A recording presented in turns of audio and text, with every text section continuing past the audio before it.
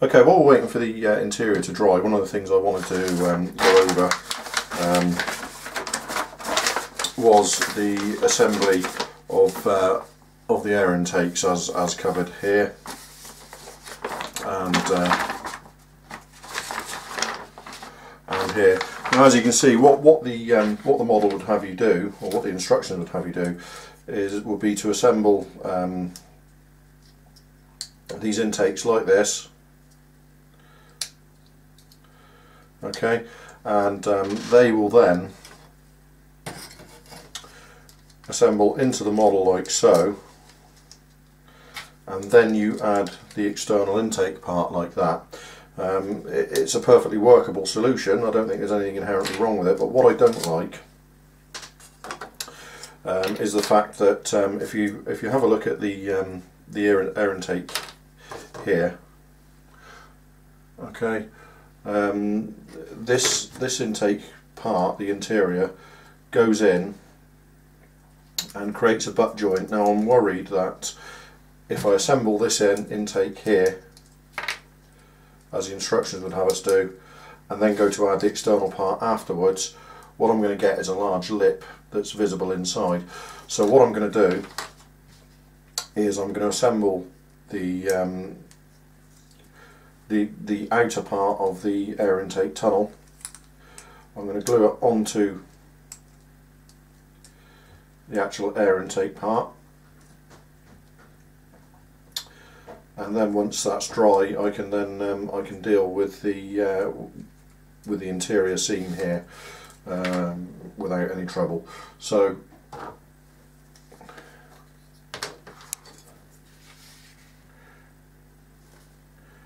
what I'm going to do is I'm just going to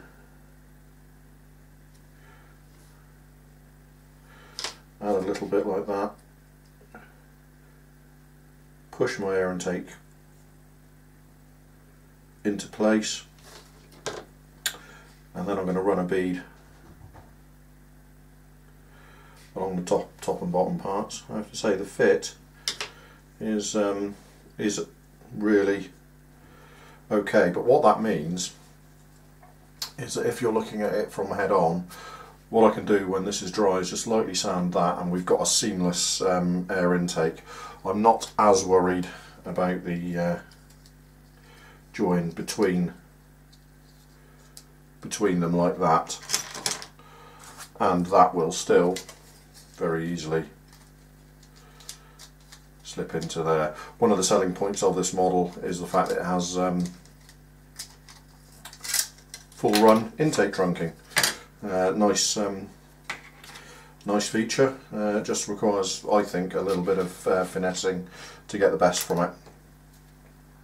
So as I say, that's the plan with the air intakes. I'll go ahead and do the other one, and I'll catch up with you when we're ready to assemble those air intakes to the fuselage.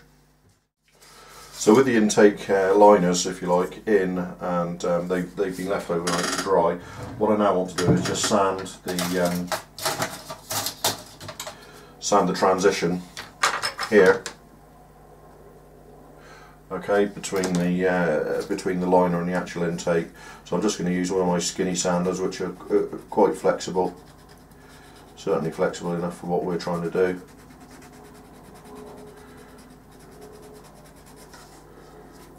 I've lost the tip of that, it's gone. So this is the thing about flexible sanders. If you lose the abrasive on the end, just use a pair of snips, snip the end off to expose a new sanding face, or a new portion of the sanding stick, I should say. So I'm just working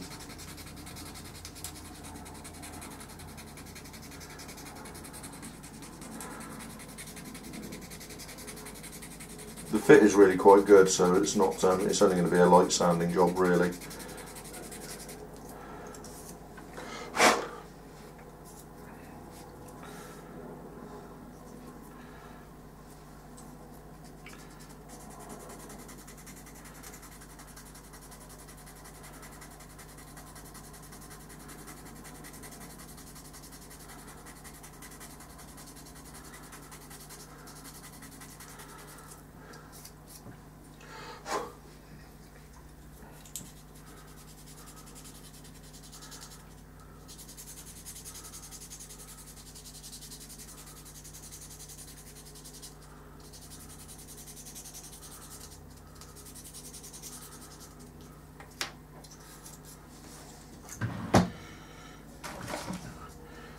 then finally using a piece of micro mesh which conforms really well to the interiors here. Just going to more or less polish.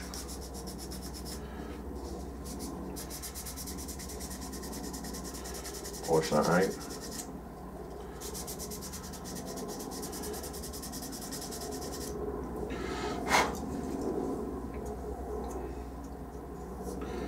So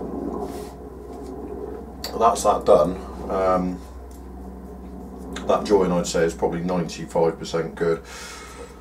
It's on the inside of the aircraft, inside of the intake, and once actually in the model, like so, will be all but invisible. Okay, but we've done it, we've dealt with that, and what I'll do is I'll just do the other, and then I'll paint the intake. So I'm just going to get on with the other and I'll see you in a second. Okay, so there's both of the intakes there, painted. Sorry, not painted, but sanded, so that it's perfectly good enough for being on the inside of the air intake there, that blending. So what I want to do now is just paint this portion of the intake white. For that I'm going to be using Gear Colours white lacquer.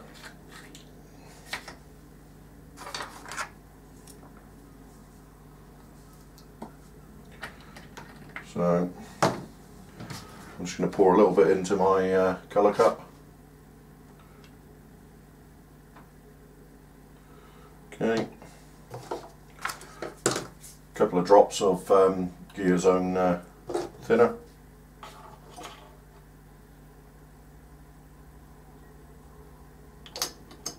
This thinner, unlike most of the normal Mr. Colour thinners, is called KM Max, and that means it's actually quite a hot thinner. It smells quite different, and it will actually attack plastic if it's used too heavily, but it's perfect for getting a bit of a bite into this, getting the paint to bite into where we need it. So it's just laying down paint.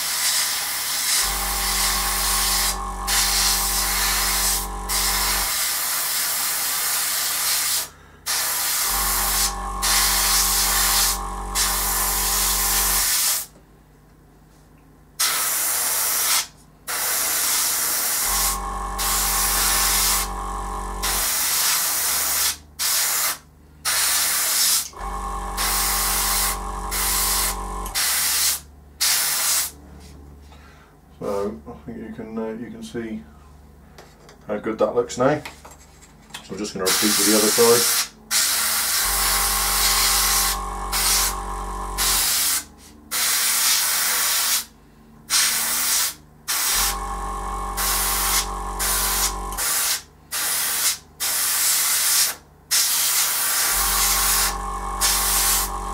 As I said, it's not this sanding job isn't 100%. If I wanted to go 100%, there'd have been a tiny little bit of filling to do, but it's going to be plenty good enough for what we're doing here. So I'm just cutting to air just to start drying that little bit off. And then what I'm going to do is, if I can find,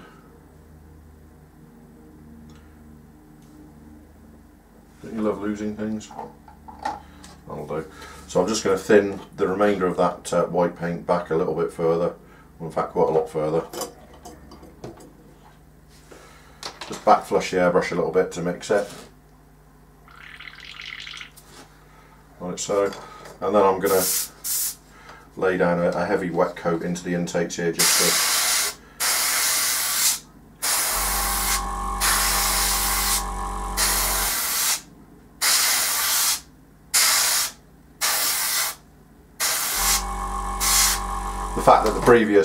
the fact that this thinner I'm using is quite hot means that it's going to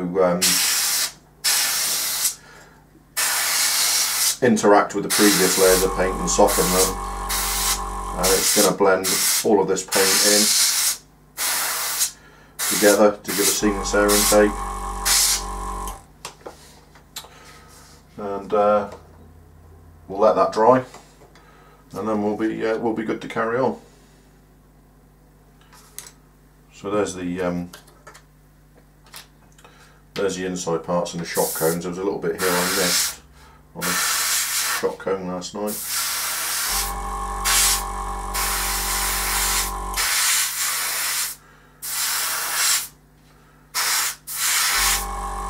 Okay.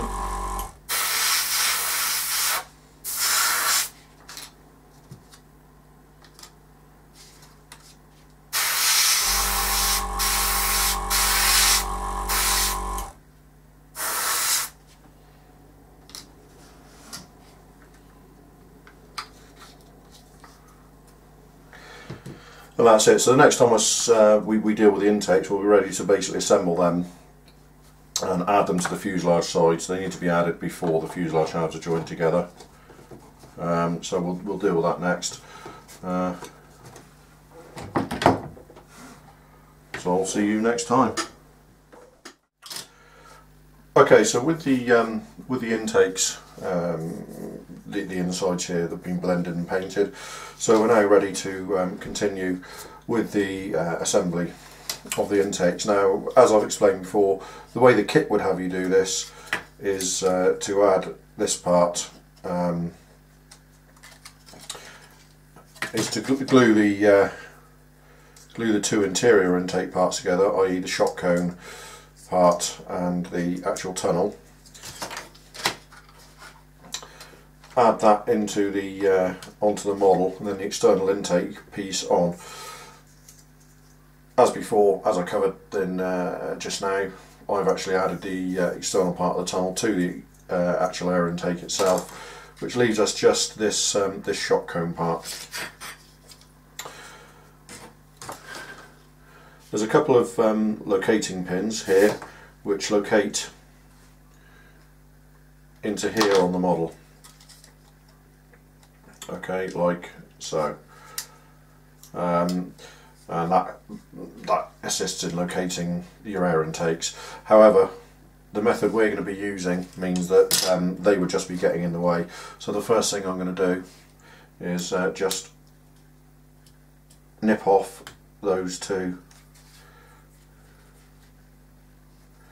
like so, and then it's a case of checking the fit of this intake part, the shock cone and inner part of the tunnel, into the other intake part. Now I don't know if you can see that, but the fit is actually pretty precise. It might need a little bit of trimming here and there, but overall, in fact it does need a little bit of trimming. There's a little bit of flash around it, as I previously discussed. So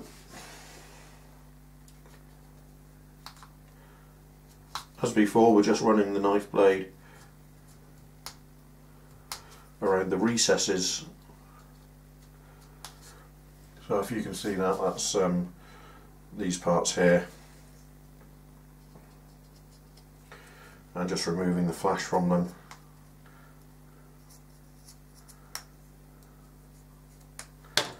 And seeing how that locates with that gone. It's quite flexible, this part. You can see me bending it, so you have got the ability to move it. Now with that trimmed, the fit is actually very, very precise indeed. That's actually in there now. So what I'm going to do is run a little bead of MEK around the join, like so.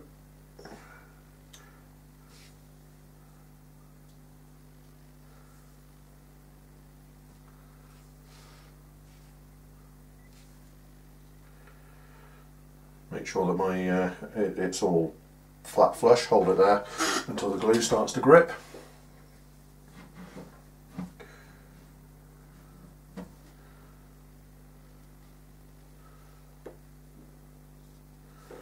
And I'm just going to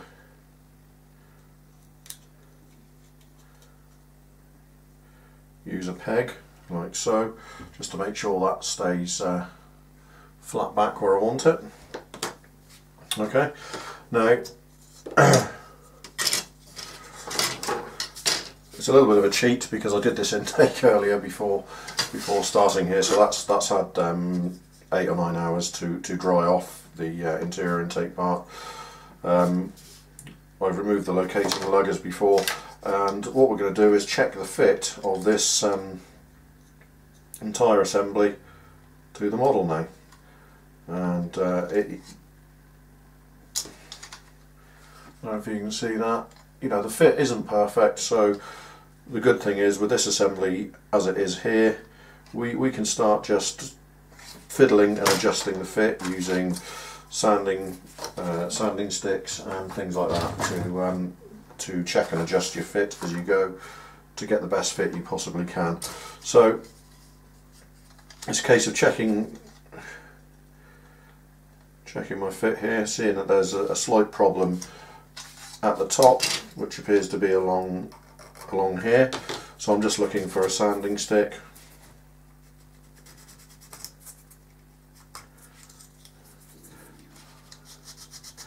And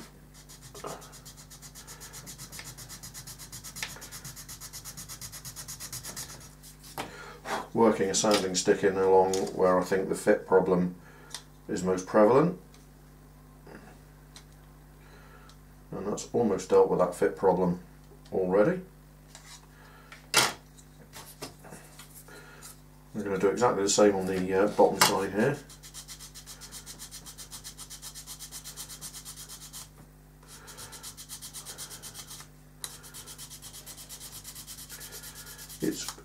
It's really worth spending the time to do this sort of thing, because you know, a few minutes spent now finessing the fit of these parts is going to save you a lot of time later on with excessive filling. So all I'm doing now, look, is all these intake, all this area around here, I'm just running the blade around it to make sure there's no burr there, and we'll check for fit again.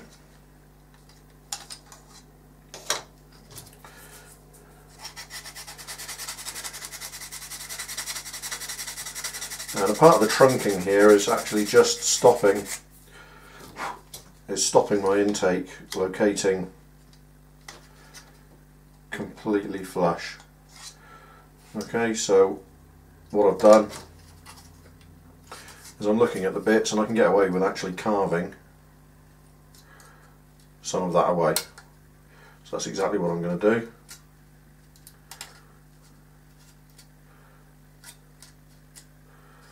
Being quite brutal about it, really, because I can, you know, I can remove a good few millimeters of that without it showing at all on the finished model, and that has more or less corrected that fit completely now. Very happy with that. So it's just a case of checking, a little bit of sanding,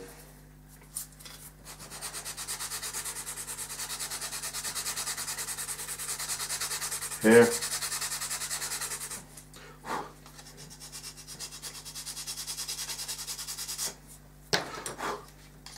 check for fit again.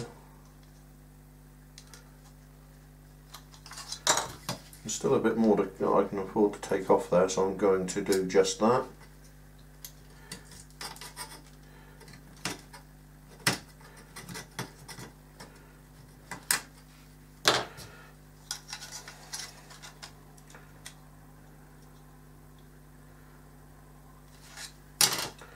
Okay, there's a couple of pins here which brace between the fuselage and the shock cone. They're a little bit long, so I'm just going to run a sanding stick across them again, and this is quite literally all we're doing here, okay, is just check and adjust, check and adjust.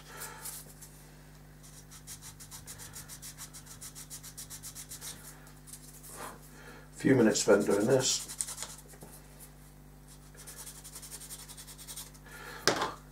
It's really going to help later on.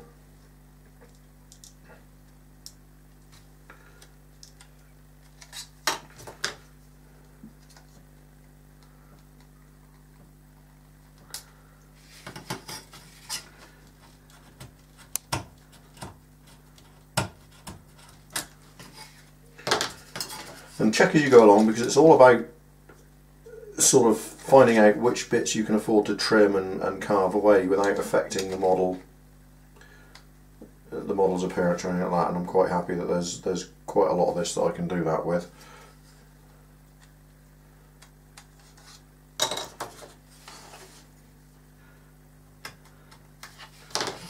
So those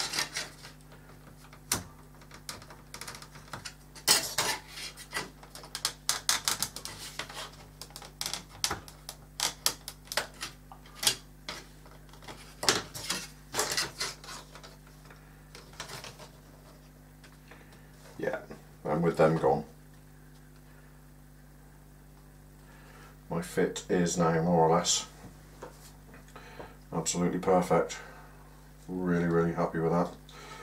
Okay, so now it's just a case of being happy that that's in place and the fit is as good as I'm going to get it. What I'm going to do is just drop a bead of mech into that join.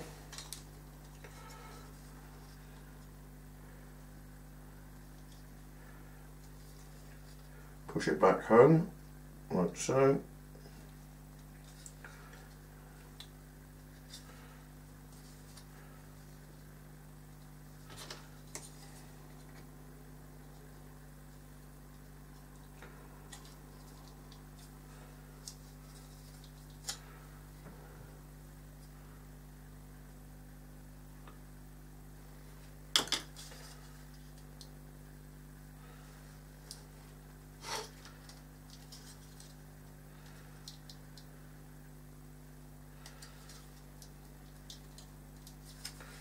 And that's it.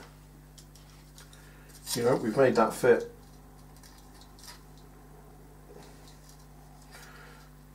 pretty much as good as we can reasonably expect it to be.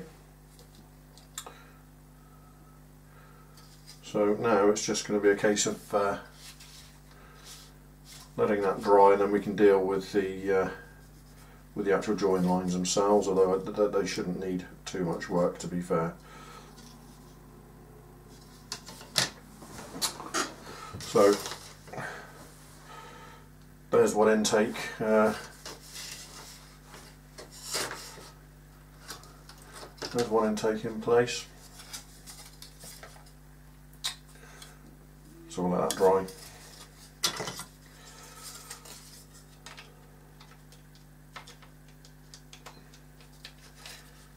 And see how it all joins together.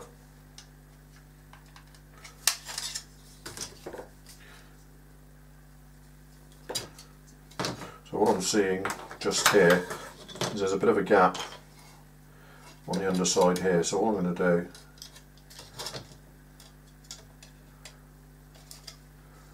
do is clamp that in place.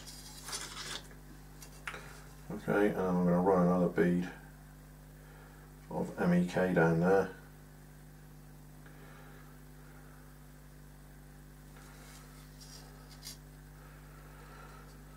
Yep, and with that clamped like that, I'll leave that now to dry.